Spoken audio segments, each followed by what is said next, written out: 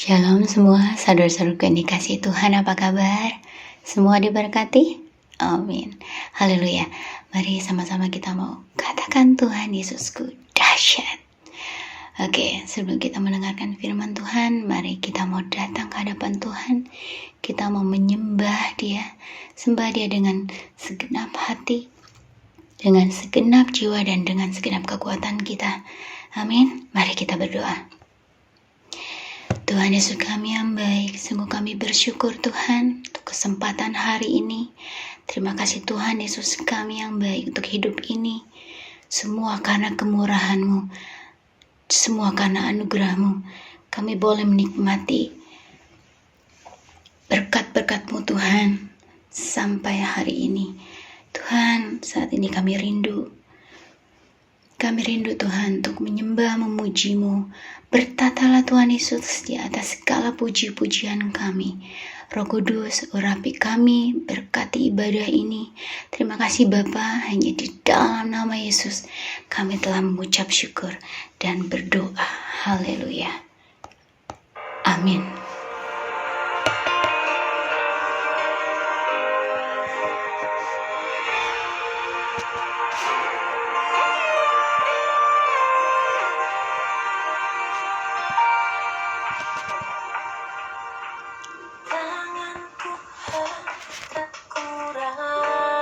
Panjang untuk selalu menolong hidupku. Telinganya akurat tajam untuk mendengar seruan hatiku. Ada mukjizat dalam bersyukur. Engkau tempat perlindunganku Tuhan. Imanku tetap teguh dalam-Mu. Ku menang bersama-Mu.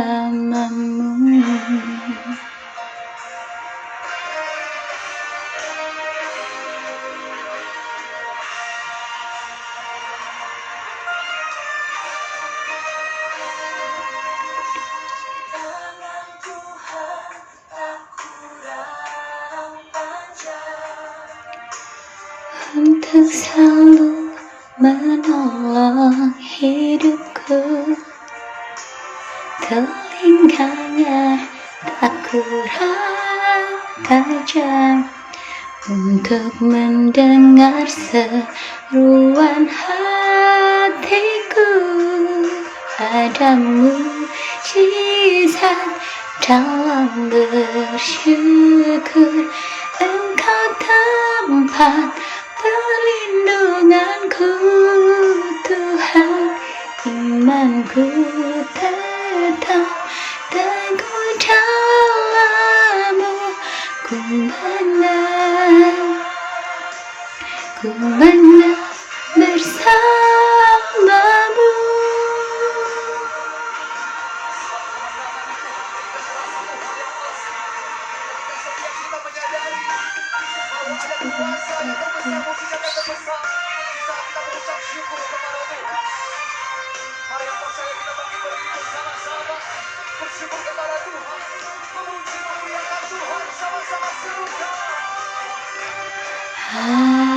Haleluya, haleluya, haleluya,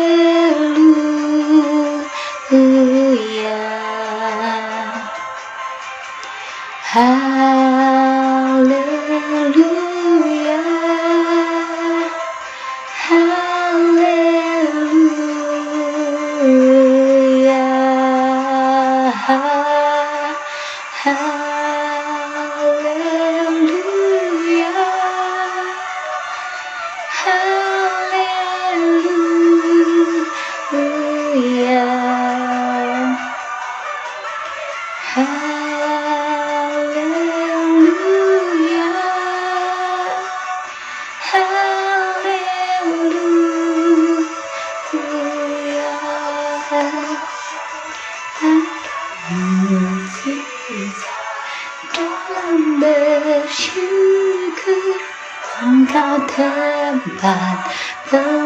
perlindunganku Tuhan, imanku tetap teguh.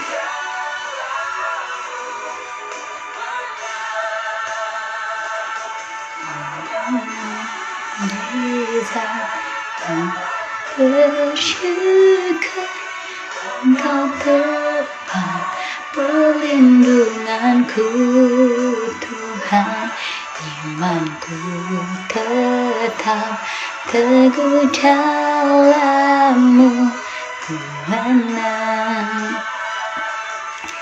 Menang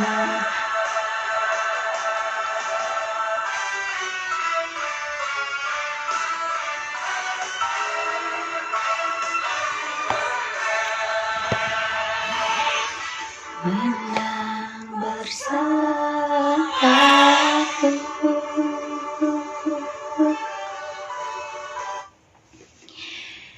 Tuhan Yesus kami yang baik, Engkau Bapa kami yang setia, Engkau Bapa ya Roh Kudus yang memimpin menuntun setiap jalan-jalan kami.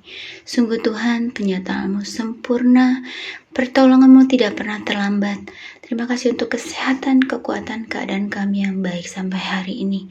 Engkau baik, sungguh baik, teramat baik Tuhan. Sebentar kami akan mendengarkan firman-Mu. Urapi berkati mulut bibir hamba-Mu ini Bapa. Kau yang ambil alih ibadah ini dari awal sampai akhirnya. Biar ada sukacita, damai sejahtera-Mu hadir di tengah-tengah kami saat ini. Walaupun kami berada di rumah kami masing-masing, tetapi kami percaya Tuhan, kuasa-Mu tidak terbatas. Bekerjalah Bapa ya Roh Kudus, ajar kami untuk mengerti firman-Mu. Ajar kami fokus hanya sama Engkau Tuhan.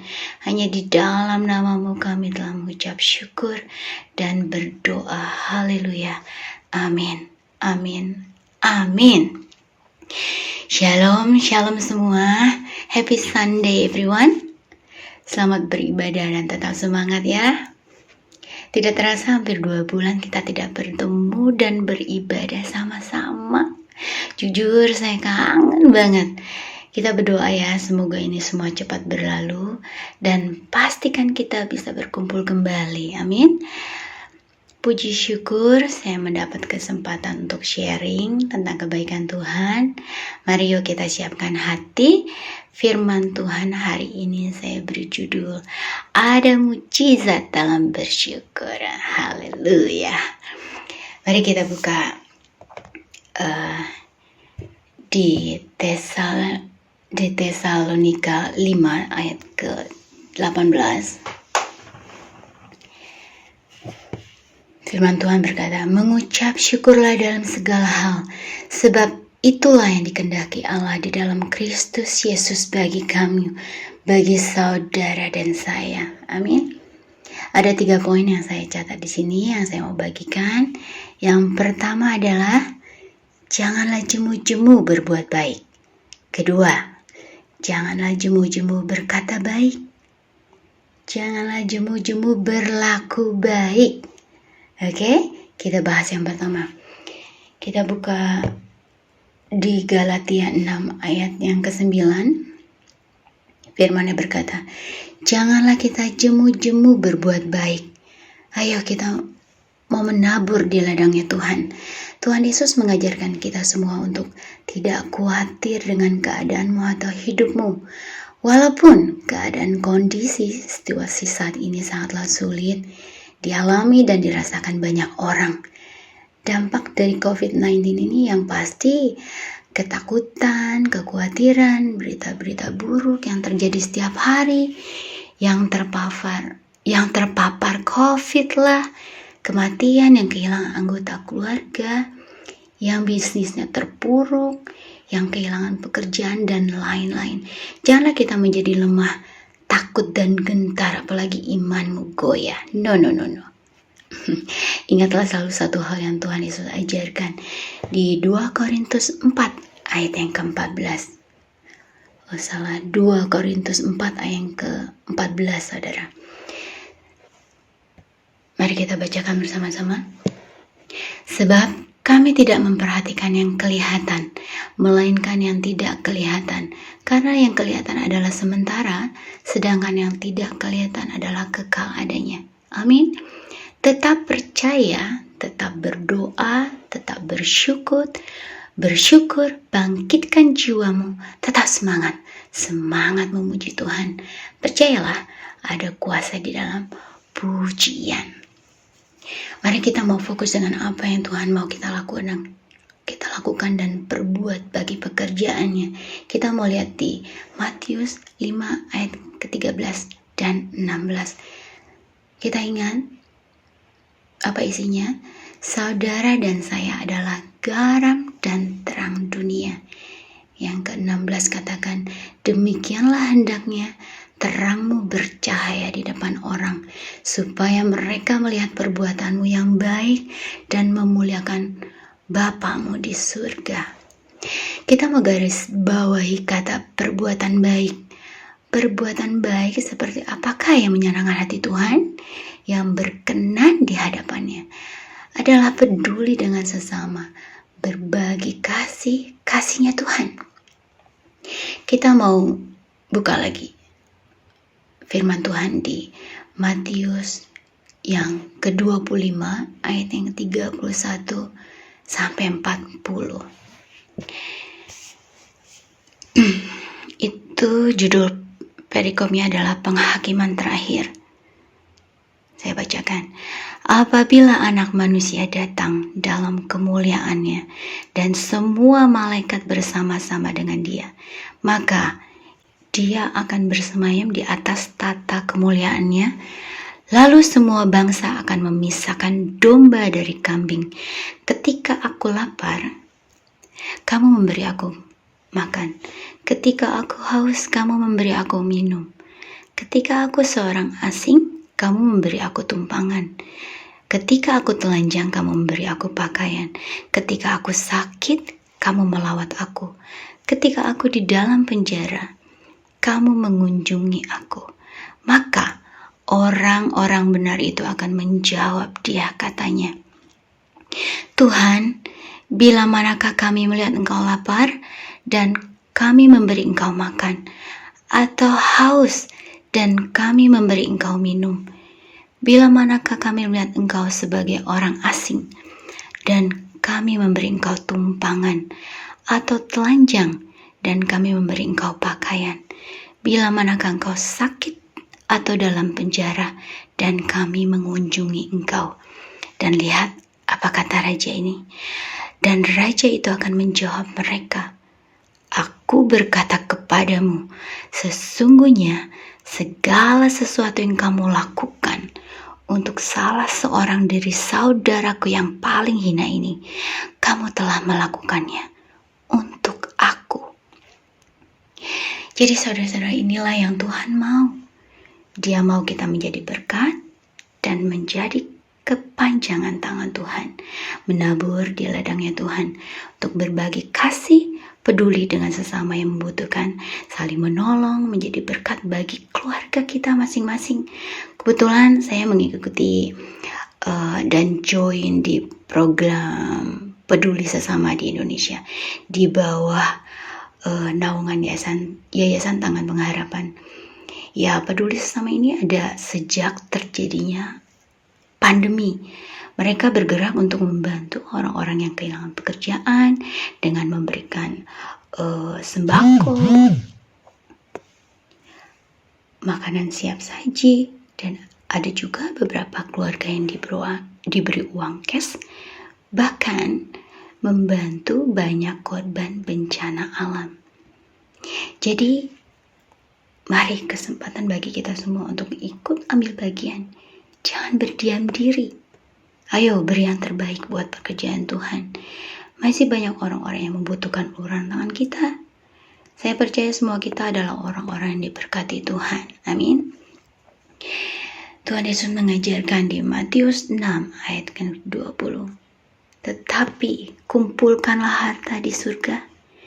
Di surga ngat dan karat tidak merusakkannya, dan pencuri tidak membongkar serta mencurinya. Amin, saudara. Dan ini surat Paulus untuk Timotius. Kita buka di Timotius 6 ayat yang ke-17 sampai ke-18. Peringatkanlah kepada orang-orang kaya di dunia ini, agar mereka jangan tinggi hati dan jangan berharap pada sesuatu yang tidak tentu, seperti kekayaan, melainkan pada Allah yang dalam kekayaannya memberikan kita segala sesuatu untuk dinikmati. Peringatkanlah agar mereka itu berbuat baik, menjadi kaya dalam kebajikan, suka memberi dan membagi. Amsal 3 ayat 9 berkata, muliakan Tuhan dengan hartamu dan dengan hasil pertamamu dari segala penghasilanmu. Seperti yang terjadi, yang dialami Ishak. Ketika terjadi kekeringan dan kelaparan hebat di negerinya, Ishak bergumul dan akhirnya dia mengambil keputusan yang tepat. Kita bisa baca Kejadian 26 ayat yang ke-12.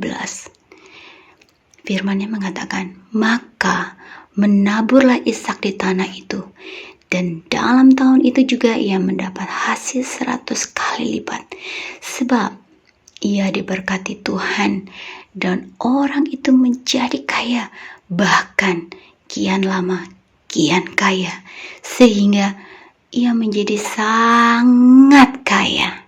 Amin. Pertanyaannya, mungkinkah menabur di tengah penderitaan atau kekurangan? Secara logika itu mustahil, ya enggak? Namun bagi Tuhan, 5 roti dan 2 ikan bisa memberi makan 5.000 orang lebih.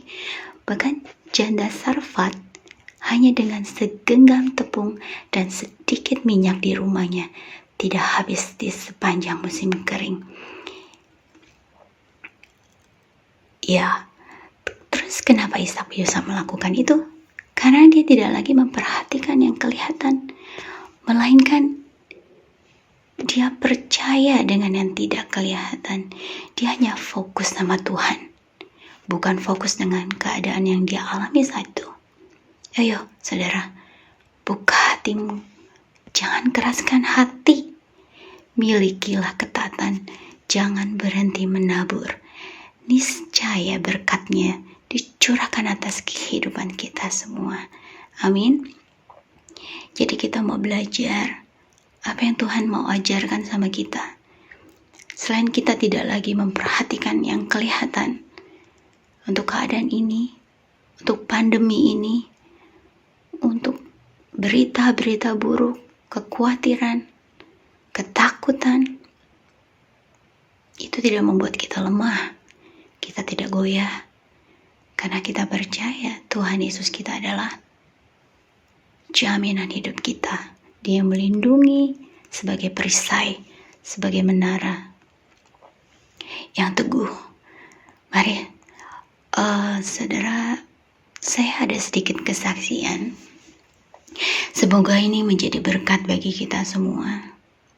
Saya belajar bagaimana hidup hari-hari ini. Pandemi terjadi dan saya pun kena dampaknya.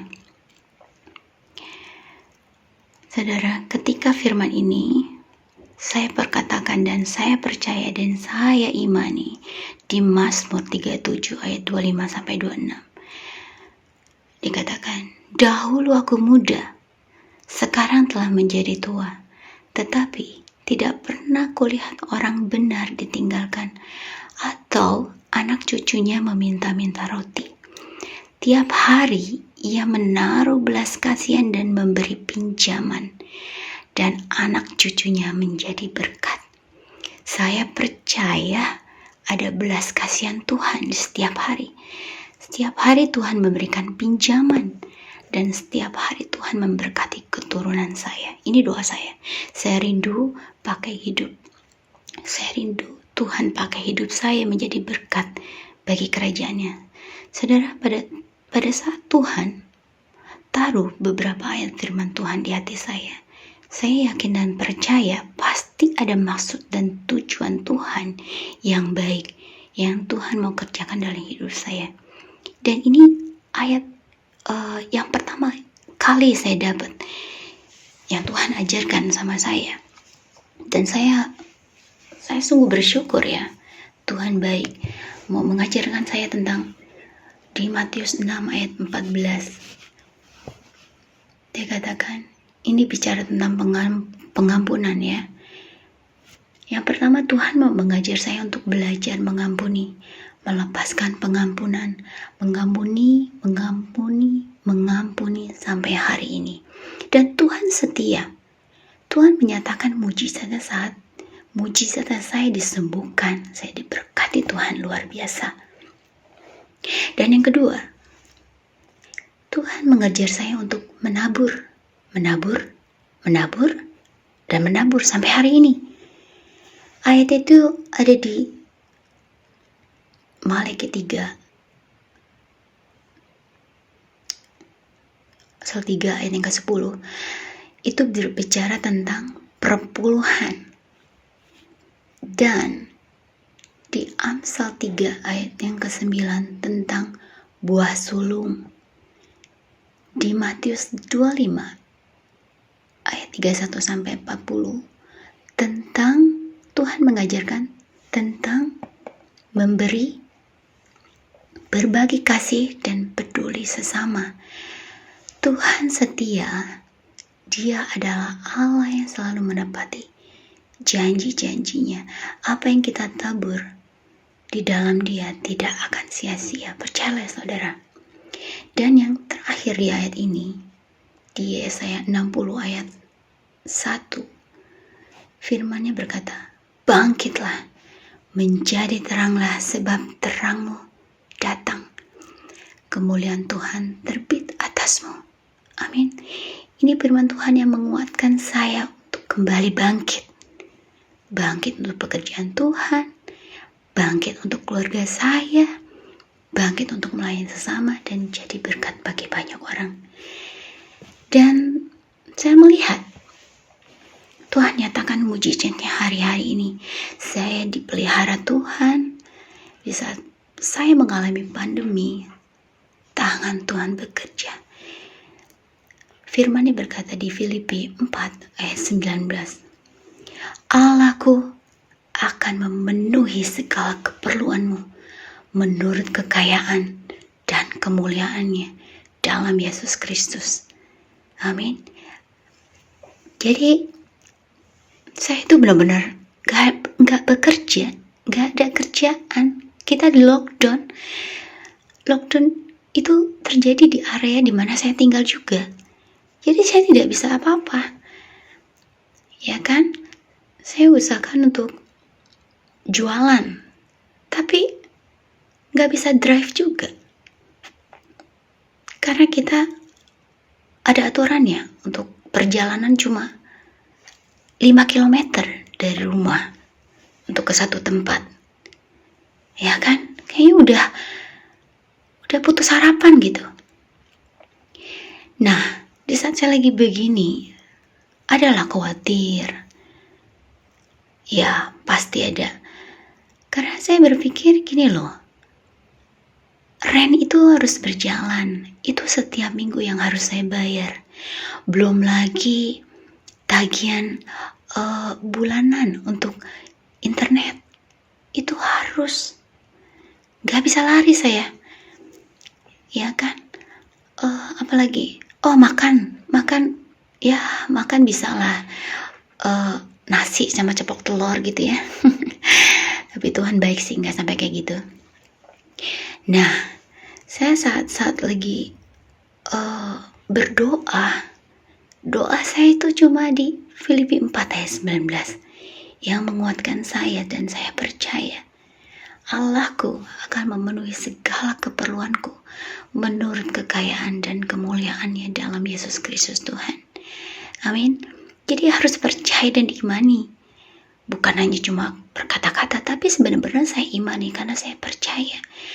Tahu gak saudara? Dari begitu banyaknya customer saya, ada beberapa customer saya yang sengaja mentransfer uangnya untuk support saya selama pandemi. Percaya nggak saudara? Dan ada lagi 2 orang hamba Tuhan yang berbaik hati dan bermurah hati untuk memberkati saya. Dan mereka semua sama bilangnya, khawatir dengan keadaan saya, memikirkan keadaan saya. Karena pandemi ini, ya pasti mereka berpikir saya kena dampaknya juga. Tuhan itu baik, Dia bisa menjamah setiap hati, setiap orang. Ya kan? Jadi saya tidak lagi meragukan kuasa Tuhan. Sungguh saya bersyukur banget. Bersyukur apa yang kita tabur di masa lalu.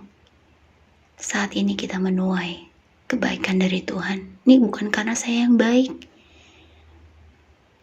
Tapi Tuhan itu setia. Janji itu iya dan amin. Ya kan? Jadi, ayo. Jangan jemu-jemu berbuat baik. Senangkan Tuhan dengan perbuatanmu. Saya melihat bagaimana pintu-pintu itu tertutup buat saya. Tapi Tuhan punya pintu yang lain. Dia buka jalan untuk usaha jualan kami. Puji Tuhan ya, bersyukur banget, itu sangat mencukupi untuk tidak berkelebihan, tapi cukup untuk saya bisa mencukupi bayar rent dan lain-lain. Tidak bisa menabung banyak, tapi cukuplah. Seperti yang firman Tuhan katakan, cukup untuk kita pakai untuk saat ini. Jadi, saudara, janganlah kita menutup mata hati kita saat ini. Saudara tahu di Indonesia,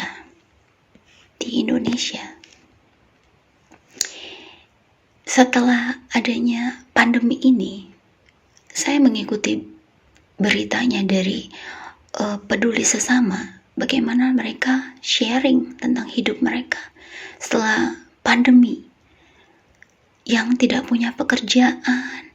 Saudara tahu, mereka benar-benar, wah, saya sampai nangis loh. Mereka gak bisa makan seperti normal karena keadaan ini, yang orang tuanya tidak ada pekerjaan, stop sama sekali, dan mereka harus melewati hari-hari kan untuk makan dan lain-lain. Bahkan ada satu keluarga cerita makan cukup 1 kali sehari. Bayangkan 1 kali sehari. Untuk bisa melewati sehari 1 kali makan, udah bersyukur mereka. Mereka menangis. Makanya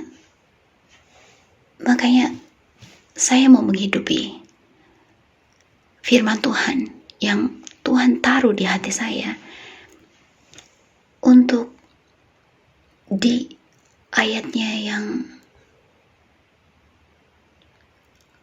di Matius ayat yang ke-25, 31-40 itu penghakiman terakhir. Dikatakan perikopnya adalah penghakiman terakhir. Saudara tahu, penghakiman terakhir. Jadi Tuhan itu memerlukan orang-orang yang mau dipakai untuk menjadi kepanjangan tangannya, untuk menjadi berkat bagi banyak orang. Itu kerinduan saya. Dan Tuhan buka jalan untuk itu. Dia pertemukan saya dengan sebuah yayasan ini. Jadi saya bisa berbagi, walaupun tidak besar. Tapi saya percaya Tuhan itu tidak melihat uang yang kita beri, tapi Dia melihat hati kita yang punya kerinduan untuk berbagi. Ya, jadi harus ingat, walaupun keadaan kita saat ini, masing-masing kita punya masalah, punya problem masing-masing dalam keuangan atau apapun. Tapi kita mau pegang janji firman Tuhan. Kita mau taat apa yang Tuhan mau dalam hidup kita. Oke. Yang kedua, janganlah jemu-jemu berkata baik. Amsal 18 ayat yang ke-21 berkata, hidup dan mati dikuasai lidah. Siapa suka mengembangkannya akan memakan buahnya. Kalau pepatah dunia mengatakan mulutmu harimaumu. Jadi hati-hati dengan mulutmu. Yakobus 3 ayat yang ke-8. Tetapi tidak seorang pun yang berkuasa menjinakkan lidah. Ia adalah sesuatu yang buas, yang tak terkuasai dan penuh racun yang mematikan. Dengan lidah kita memuji Tuhan, Bapa kita. Dan dengan lidah kita mengutuk manusia yang diciptakan menurut rupa. Dari mulut yang satu keluar berkat dan kutuk. Siapa di sini yang masih suka marah-marah, suka mengutuki, suka menghakimi? Ayo, siapa? Saya juga masih marah-marah loh. Apalagi ya, Mama saya itu kadang nyebelin. Ya. Kadang kalau udah diomongin masih gak ngerti-ngerti. Jadi saya harus marah-marah gitu ya. Dia baru dengar. Aduh, bener-bener deh. Nama-namain dosa gak sih? Jadi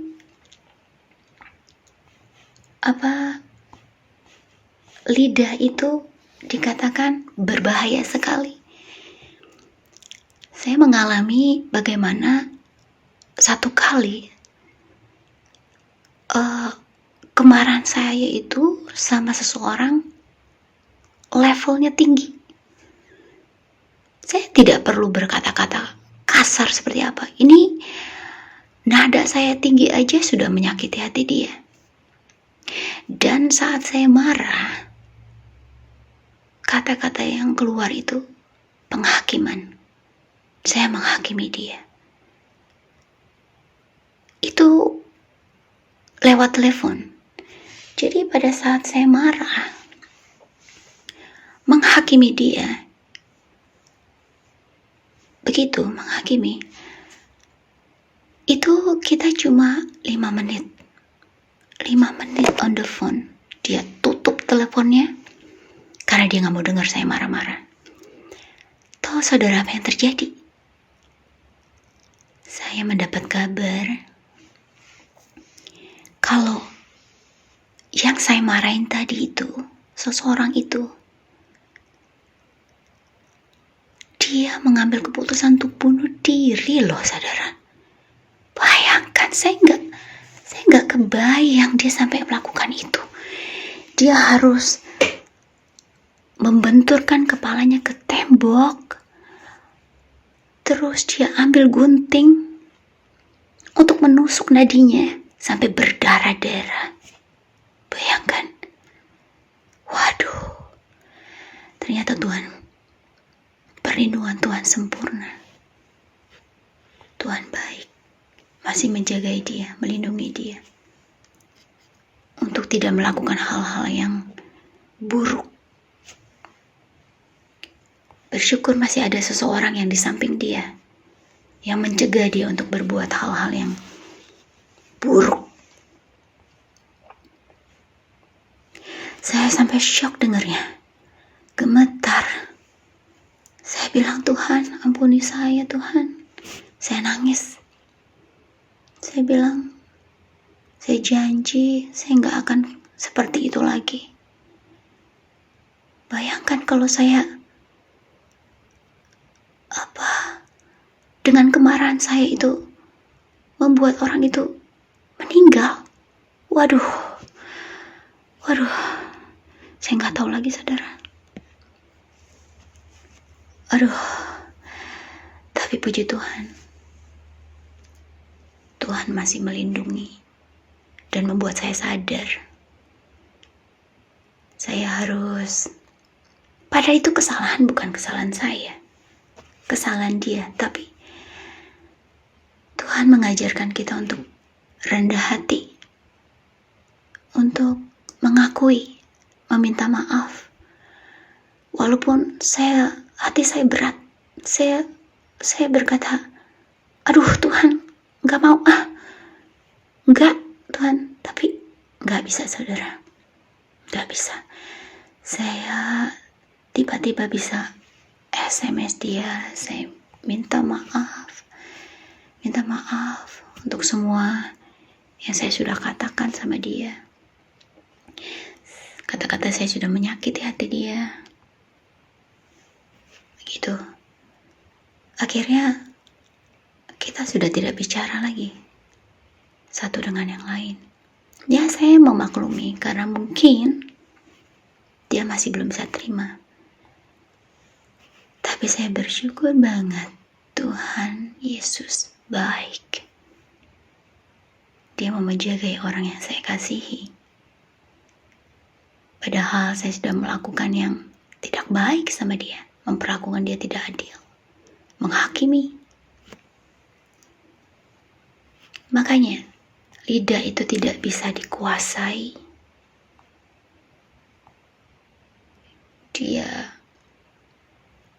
Kita tidak bisa menjinakkan lidah. Dan dia bagaikan racun yang mematikan. Jadi kita mau belajar untuk Tuhan memberikan kita kesabaran lebih lagi. Saya mau belajar. Makanya kalau saya udah marah, kalau ingat saya minta maaf. Minta maaf ya, gampang banget ya, minta maaf. Kalau saudara tahu Ibu Pendeta Debbie, dia selalu bilang, kalau kita melakukan kesalahan, dia selalu bilang, harus bertobat. Kalau perlu saya baptis selama 15 menit. Jadi pas buka mata sudah di rumah Bapak.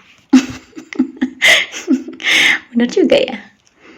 Karena itu, mari sebagai umat Tuhan, umat yang percaya, kita tidak lagi secara sembarangan mengucapkan kata-kata yang sia-sia.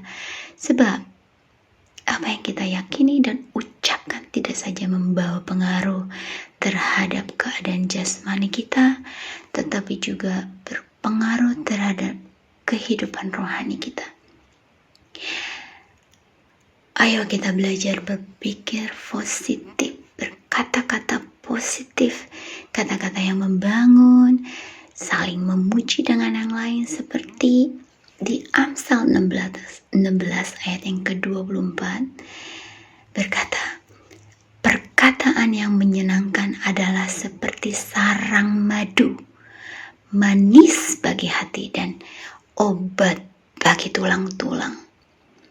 Jadi hidup dan mati dikuasai lidah. Siapa suka menggemakannya akan memakan buahnya. Jadi ayo perkatakan kata-kata yang membangun iman. Ikuti saya dengan suara yang keras. Sama-sama ya. Aku diurapi. Aku diberkati. Aku dipulihkan. Aku disembuhkan Tuhan. Aku dikasihi Tuhan. Amin. Kita saudara harus semangat. Apapun keadaan kita, persoalan serumit apapun yang kita hadapi, belajar untuk mengucap syukur kepada Allah. Dan mulut kita menggemakan kata-kata iman dengan penuh keyakinan bahwa Tuhan akan menolong setiap anak-anaknya yang berseru kepadanya. Seperti Yesaya 59 ayat yang ke-1. Sesungguhnya tangan Tuhan tidak kurang panjang untuk menyelamatkan, dan pendengarannya tak kurang tajam untuk mendengar. Jadi, ketika kita dapat mengucap syukur, sekalipun keadaan sekitar kita tidak mendukung, maka damai sejahtera Allah akan ada dalam hidup kita. Amin. Oke, ayat yang terakhir. Janganlah jemu-jemu berlaku baik. Efesus 5 ayat yang ke-1. Perikopnya mengatakan hidup sebagai anak-anak terang. Ayat yang ke-1 berkata, sebab itulah jadilah penurut Allah seperti anak yang kekasih. Di Timotius 4 ayat yang ke-12b mengatakan, jadilah teladan bagi orang-orang percaya dalam perkataanmu, dalam tingkah lakumu, dalam kasihmu, dalam kesetiaanmu, dan dalam kesucianmu. Rasul Paulus mengingatkan Timotius supaya dapat menjadi teladan bagi orang-orang percaya dalam tingkah laku. Sungguh menjadi teladan bagi semua orang dalam tingkah laku atau perangai atau sifat batin bukanlah hal yang mudah, namun hal inilah yang dikehendaki Rasul Paulus supaya dilakukan oleh Timotius. Hal demikian karena tingkah laku, perangai atau sifat batin yang baik itu tidak menggerutu, tidak memberontak, menjadi kesukaan Tuhan. Kita tentu ingat tentang tingkah laku nenek moyang Israel yang harus berjalan berputar-putar di padang gurun selama 40 tahun karena tingkah laku mereka yang tidak baik di hadapan Allah. Di dalam kitab Kisah Para Rasul 13 ayat yang ke-18 Alkitab mengatakan 40 tahun lamanya ia sabar terhadap tingkah laku mereka di padang gurun. Jadi kita tidak bisa memaksa orang lain untuk berubah, tetapi Tuhan Yesus kita sanggup mengubahkan seorang Saulus. Saudara tahu? Saulus yang bertobat menjadi Paulus ketika dia dijamah Tuhan. Saulus mengalami kebutaan selama 3 hari. Dan Tuhan Yesus memerintahkan Ananias yang seorang hamba Tuhan untuk datang mengurapi dan membaptis Saulus atau Paulus. Dan Paulus bertobat dan dipakai untuk kemuliaan Tuhan. Tuhan bisa pakai siapapun. Jadi bagi setiap orang percaya, pertobatan menyangkut suatu perjumpaan dengan Kristus dan suatu keputusan untuk berpaling meninggalkan dosa, merangkul pengampunannya, dan menjadi sebuah hidup yang baru. Di 2 Korintus 5 ayat yang ke-17, jadi siapa yang ada di dalam Kristus? Dia adalah ciptaan yang baru. Yang lama sudah berlalu, sesungguhnya yang baru sudah datang.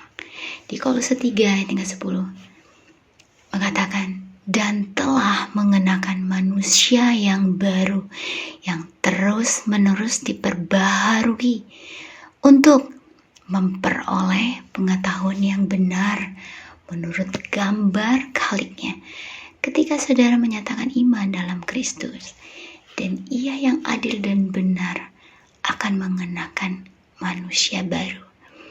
Saudara menjadi ciptaan yang baru secara spiritual. Mengenakan manusia baru di sini berarti mengalami kelahiran baru, di mana roh kita dihembuskan kembali oleh nafas Kristus, dan kepada kita diberikan Roh Kudusnya sebagai jaminan pengampunan, penerimaan dari hidup yang kekal bersama Dia di dalam pemerintahan kerajaannya dan di dalam kemuliaannya. Amin. Efesus 5:14 berkata, itulah sebabnya dikatakan, bangunlah hai kamu yang tidur, dan bangkitlah dari antara orang mati, dan Kristus akan bercahaya atas kamu. Efesus 5 ayat ke-8. Memang dahulu kamu adalah kegelapan, tetapi sekarang saudara dan saya adalah terang di dalam Tuhan. Amin. Mari kita merenungkan kembali kebaikan Tuhan. Kita mau hidup berkenan di hadapan Dia, maka Tuhan mengajarkan kita, janganlah jemu-jemu berbuat baik, janganlah jemu-jemu berkata baik, dan janganlah jemu-jemu berlaku baik. Amin. Semoga firman Tuhan yang saya sampaikan bisa memberkati semua saudara untuk mengingat kembali apa yang Tuhan mau, apa yang Tuhan rindu untuk setiap kehidupan anak-anaknya yang percaya. Dia mengajar kita untuk tidak melihat dengan mata. Dia mengajarkan kita untuk percaya dengan apa yang tidak kelihatan, karena itu kekal adanya. Dan ingat, kita adalah garam dan terang dunia. Jadi terangmu harus bercahaya di depan orang, supaya perbuatanmu yang baik dan memuliakan Bapamu di surga. Kita harus ingat, setiap kebaikan Tuhan untuk memberkati kita, untuk menjadi berkat juga bagi orang lain. Bukan dengan kuat dan gagah saya boleh melakukan semua pekerjaan Tuhan. Itu semua karena Tuhan yang baik, yang mau merubah saya, setiap saudara, untuk hidup benar di hadapan Tuhan. Mari kita mau berubah. Kita mau bersuka cita bersama Tuhan. Kita mau bersyukur karena di dalam mengucap syukur ada mujizat Tuhan. Amin, saudara. Saya mau akhiri ibadah ini. Firman Tuhan sudah saya sampaikan. Semoga ini semua bukan saya, kekuatan saya, tapi memang ini kerinduan Tuhan untuk memberitakan firman-Nya. Untuk kita semua tetap percaya, berharap hanya sama Dia. Mari kita tundukkan kepala kita, berdoa. Tuhan Yesus, Tuhan, terima kasih ya Bapa Roh Kudus, sekali lagi Tuhan untuk kebaikan, kemurahan-Mu. Kau begitu baik, Kau setia Bapa.